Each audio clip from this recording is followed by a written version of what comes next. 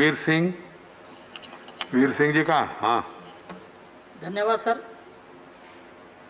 मैं इस बिल का समर्थन करता हूं।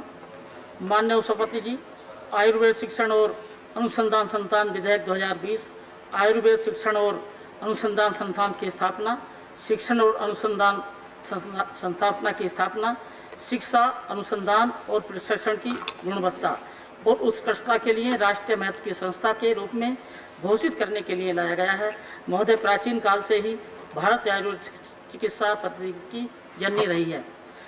विश्व भर में अंतर्राष्ट्रीय स्तर की आयुर्वेद शिक्षा एवं प्रशिक्षण का अभाव है और नित्य प्रतिदिन आयुर्वेद के ज्ञान और सेवाओं के लिए रुचि की मांग बढ़ रही है। ऐसे में राष्ट्रीय महत्व के इस संस्थान का अपने देश में अलग महत्व है। महोदय, प्राचीन काल से ही इसका बहुत बड़ा महत्व है। अभी जब कोरोना संकट आया तो कोरोना संकट में इस आयुर्वेद की ही प्रक्रियाएं काम में आई, क्योंकि गांवों में जहाँ चिकित्सा का अभाव था वहाँ पर काढ़ा पीकर गिलों का कितना महत्व हुआ, लोगों को पता चला कि आयुर्वेद कितना महत्वपूर्ण है।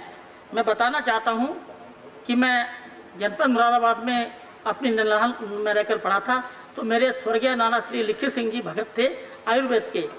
तो सुबह ही उनके पास सैकड़ों मरीज आते थे और वो जड़ी बूटियों से ही सही कर देते थे। तो हमें इस ओर ध्यान देना चाहिए। और इसके साथ साथ मैं बताना चाहूँगा कि पहले जो डिलीवरी होती थी, गांव में दाई होती थी, वो आयुर्वेद संस्थान से ही बच्चा पैदा हो जाता था। और आज 90% एलोपैथी में ऑपरेशन के द्वारा बच्चे पैदा हो रहे हैं। तो इस ओर भी हमें ध्यान देना चाहिए, उसको बढ़ावा देना चाहिए।